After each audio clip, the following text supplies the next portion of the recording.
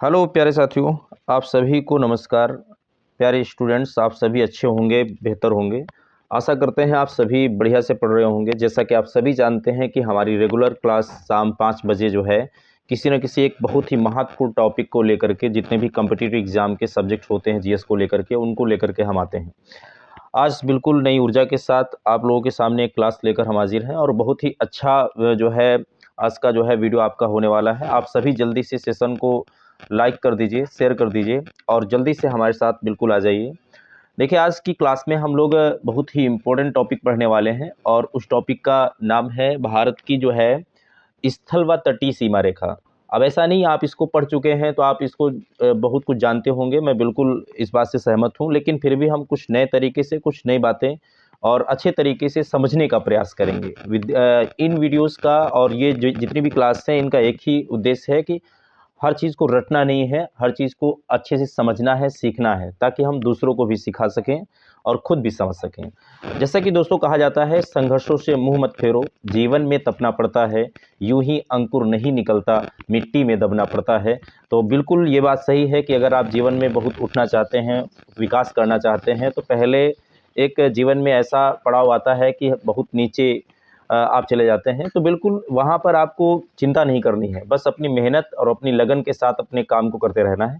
तो बिल्कुल हम लोग जल्दी से स्टार्ट होते हैं और जल्दी से देरी नहीं करते हैं, क्लास को लेते हैं। आज का जो क्लास है आपका बहुत ही इम्पोर्टेंट है। आप टॉपिक देख रहे होंगे, भारत की स्थल सीमा व तटीय सीमा।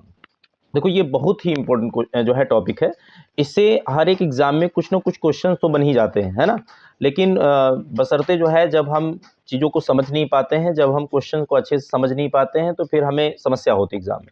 तो सबसे पहले स्थल सीमा की हम बात कर लें कि स्थल सीमा है क्या। ठीक है, देखो, स्थल सीमा का मतलब है भारत में, अगर यहाँ से हम बात करें, ये गुजरात गुजरात स्टेट से ऊपर की हम बात करें, तो ये जो जितना क्षेत्र है ये स्थलीय क्षेत्र है, यानी कि यहाँ पर कहीं पर भी जो है ये क्षेत्र जल को स्पर्श नहीं करता है। ठीक है, तो ये आपकी स्थलीय सीमा की लंबाई को, ये जो पूरा भारत होता है ऊपर से लेकर के, जैसे हम चले आ रहे हैं, ये ऊपर यहाँ इधर चाइना होते हुए, फिर इसके बाद फिर यहाँ आते नेपाल, भूटान और इधर म्यांमार होते हुए, तो ये जितना भी इंडिया आपका है, ये इंडिया जल से सटा हुआ नहीं है इतना भारत। ठीक है, तो इस पूरे भारत की जो सीमा रेखा की लंबाई है, इसको हम बोलेंगे स्थलीय सीमा।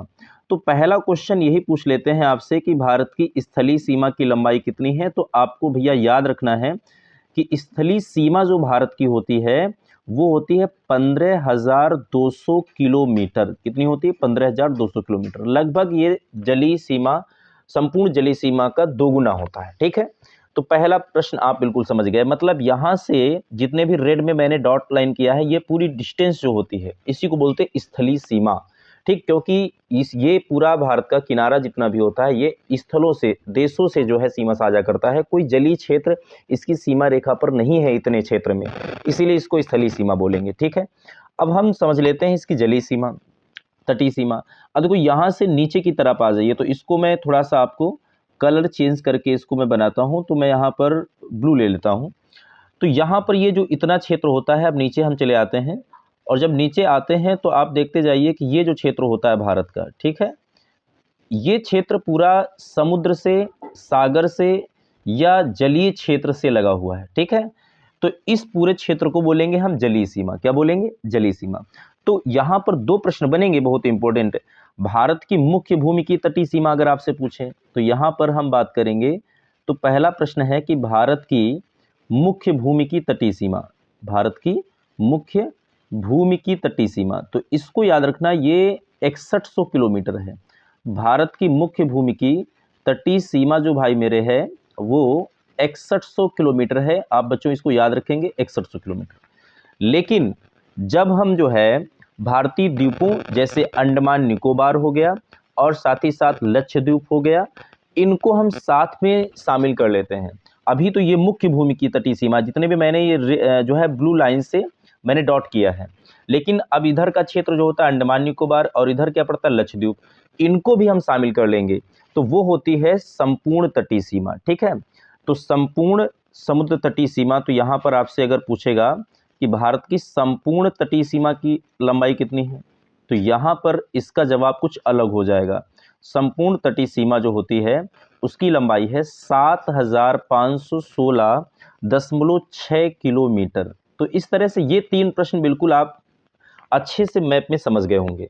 अब हम लोग आगे बढ़ते हैं। यहाँ से देखो क्वेश्चन कैसे आएंगे कि सर आपने ये तो बता दिया कि भाई जो तटीय सीमा की लंबाई है वो 6100 किलोमीटर है।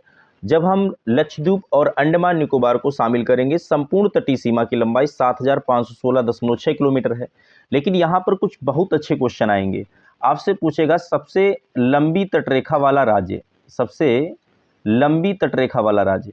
तो यहाँ पर जो सबसे लंबी तटरेखा या सबसे लंबी जलीय सीमा वाला जो राज्य है वो कौन सा राज्य होता है, आप बिल्कुल कमेंट में बता सकते हैं। तो ये राज्य मैं आपको बता रहा हूँ, ये राज्य है गुजरात। कौन सा राज्य है? गुजरात। तो गुजरात राज्य की तटीय रेखा या तटीय सीमा सबसे लंबी है। अब गुजरात की तटीय सीमा कितनी लंबी है? तो लगभग ये 1214.7 किलोमीटर के लगभग होती है। तो सबसे देखो पहले स्थान पर गुजरात आता है, यहीं पर मैं बता रहा हूँ। दूसरे स्थान पर अगर आपसे पूछे दूसरे स्थान पर सबसे लंबी तटीय सीमा किस राज्य की है, तो वो होता है आंध्र प्रदेश। कौन सा होता है? आंध्र प्रदेश। इसको याद रखना है। अगर हम तीसरे स्थान पर बात करें कि तीसरे स्थान पर सबसे लंबी तटीय सीमा भैया किसकी है, तो तीसरे स्थान पर आता है तमिलनाडु स्टेट। तो इस प्रकार आप ये समझ गए हैं कि सबसे लंबी तटीय सीमा किस राज्य की है? गुजरात की। दूसरे नंबर पर आंध्र प्रदेश की है और तीसरे नंबर पर तमिलनाडु। आप देख भी रहे हैं गुजरात की तटीय सीमा सबसे लंबी होती है इस प्रकार से, ठीक है। तो अब यहाँ पर तटीय सीमा को हम लोग अच्छे से समझ गए हैं। अब एक बात यहाँ पर और भी हम जान लेते हैं कि ये जो इतना भारत यहाँ से जितना भी ये भारत होता है, इधर आप जानते हैं कि ये बंगाल की खाड़ी पड़ती है, बंगाल की खाड़ी, ठीक है। और इधर हम आते हैं तो यहाँ पड़ता है ये अरब सागर। कौन सा सागर पड़ता है? अरब सागर पड़ता है। और नीचे पड़ता है हिंद महासागर। तो हिंद महासागर, अरब सागर, बंगाल की खाड़ी, यानी 3 ओर का हिस्सा जो भारत का है ये जल से घिरा हुआ है। तो यहाँ पर ये जो आपका दक्षिण भारत है ना, इसको हम प्रायद्वीप भारत भी बुला लेते हैं। इधर हम लोग पढ़ लेते हैं इसको। तो अगर आपसे कभी पूछ लिए कि प्रायद्वीप क्या होता है, पेनिनसुला इसको बोलते हैं। तो प्रायद्वीप होता है वह स्थल का भाग जो 3 ओर जल से घिरा हो, ठीक है। ऐसा स्थलीय भाग, या हम कह लें वह स्थलीय भाग, वह स्थलीय भाग जो 3 ओर जल से घिरा हो, जो 3 ओर जल से घिरा हो, ठीक है। 3 ओर जल से घिरा हो, उसको हम प्रायद्वीप बोलते हैं। उसको हम क्या बोलते हैं? प्रायद्वीप बोलते हैं। तो इसीलिए प्यारे साथियों आपको याद रखना है कि ये जो दक्षिण भारत, इसको प्रायद्वीपीय भारत कह देते हैं, ठीक है। तो प्रायद्वीपीय भारत कहीं लिखे आ जाए तो आप उसमें बिल्कुल डरने घबराने वाली बात नहीं है, क्योंकि ये जो 3 ओर का हिस्सा है ये जल से घिरा होता है, इसीलिए इसको हम प्रायद्वीपीय भारत बुला देते हैं, ठीक है। तो प्रायद्वीपीय भारत दक्षिण भारत ही होता है, तो क्योंकि ये 3 ओर जल से घिरा हुआ हिस्सा माना जाता है। अब इसके बाद हम लोग चलते हैं तो देखो सबसे नीचे यहाँ पर जब हम आते हैं तो भारत में सबसे जो नीचे का किनारा होता है, ये किनारा, तो यहाँ पर क्या होता है कि ये वाला हिस्सा जो होता है इसको हम अंतरीप का रूप ले लेता है। अंतिम छोर, यानी कि सबसे किनारे का छोर जो अंतरीप का रूप ले लेता है। तो अंतरीप क्या होता है? इसको हम बोलते हैं कुमारी अंतरीप। ऐसे वैसे ये है क्या? ये कुमारी अंतरीप है। अब आप कहेंगे सर ये अंतरीप क्या होता है, तो इसको भी हम लोग समझ लेते हैं कि आखिर ये अंतरीप है क्या। तो अंतरीप को हम लोग देख लेते हैं। देखिए अंतरीप जो होता है समुद्र की ओर मुख्य स्थलीय भाग होता है एक प्रकार का। समुद्र की ओर मुख्य स्थलीय भाग का वह निकला हुआ सकरा या पतला भाग जो 3 ओर समुद्र से घिरा होता है उसको हम बोलते हैं अंतरीप। उसको हम क्या बोलते हैं? अंतरीप बोलते हैं। अब इसको हम लोग अंतरीप को जो है मैप पर ढंग से समझ लेते के दिखा देता हूं, जरा सा देख लीजिए। ये एक अंतरीप जो बहुत ही प्रसिद्ध है, और ये प्रसिद्ध है जब यूरोपीय लोग भारत आए थे। आप सभी को पता Vasco D gamma first voyage लिखा है कि वास्को डी गामा की सबसे पहली समुद्री यात्रा। यहाँ पर अंतरीप, ये देखो जो नीचे है इसको हम बोलेंगे अंतरीप, और इसका नाम है केप ऑफ गुड होप, या इसी को हम बोलते हैं आशा अंतरीप। आशा अंतरीप, या इसी को हम उत्तमाशा अंतरीप भी बोलते हैं। आशा अंतरीप की खोज जो है ना किसने की थी?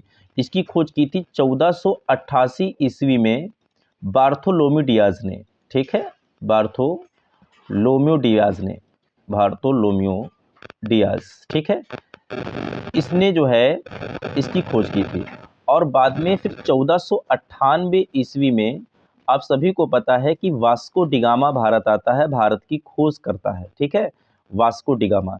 तो वास्को डिगामा इसी अंतरिक्ष से होकर के गुजरा था। और ये देखो, यूरोप से इस तरह से लोग भारत पहले आते थे, जब तक सुएज नहर के जरिए से रास्ता ये नहीं बना दी गई, ठीक है, तब तक पहले भारत यहीं से आया जाता था, काफ़ी लंबी दूरी तय करनी पड़ती थी। तो ज़्यादातर लोग जब यूरोप से आते थे तो वो यहीं से गुजरते थे, इसीलिए इसको केप ऑफ गुड होप भी नाम दे दिया गया है। तो अगर आपसे क्वेश्चन पूछ ले केप ऑफ गुड होप क्या है, तो यही आशा अंतरीप है। तो अंतरीप का मतलब आप समझ गए होंगे कि वह मुख्य स्थलीय भाग जो निकला हुआ सकरा या पतला होता है और तीनों ओर समुद्र से घिरा होता है, उसको बोलते हैं अंतरीप। वैसे भारत का निचला हिस्सा ऐसा ही है, तो इसलिए इसको हम बोलते हैं कुमारी अंतरीप। भारत के हिस्से को बोलते हैं कुमारी अंतरीप। तो इस तरह से आज की वीडियो में हम लोगों ने तटीय सीमा, जलीय सीमा और साथ में अंतरीप के विषय में और प्रायद्वीप के विषय में सीखा है। और देखो, जो जलीय सीमा पर आपके स्टेट हैं, यहाँ पर हम बात करें तो ये टोटल 9 स्टेट हैं। आप याद रखें, गुजरात हो गया, महाराष्ट्र हो गया, गोवा हो गया, कर्नाटक हो गया, केरल हो गया, तमिलनाडु और आंध्र प्रदेश। इसके बाद हम आते हैं उड़ीसा आता है और पश्चिम बंगाल आता है। तो इस प्रकार से ये स्टेट हो जाते हैं 9 स्टेट जो आपके तटीय सीमा पर हैं। आज की वीडियो आप यहीं तक रहती है। हम लोग नेक्स्ट फिर से जो है एक शानदार वीडियो के साथ, एक शानदार क्लास के साथ मिलेंगे। और जितने भी साथियों ने, आप सभी ने चैनल को सब्सक्राइब कर लिया, आप सभी को बहुत बहुत धन्यवाद। और जो भी हमारे प्यारे साथी, जो भी हमारे प्यारे स्टूडेंट्स नए हैं चैनल पर, आप प्लीज़ चैनल को सब्सक्राइब जरूर कर लें, जिससे कि आपको ऐसे ही नए वीडियोज़ और नए टॉपिक आपको मिलते रहें और आपकी तैयारी बेहतर चलती रहे। धन्यवाद।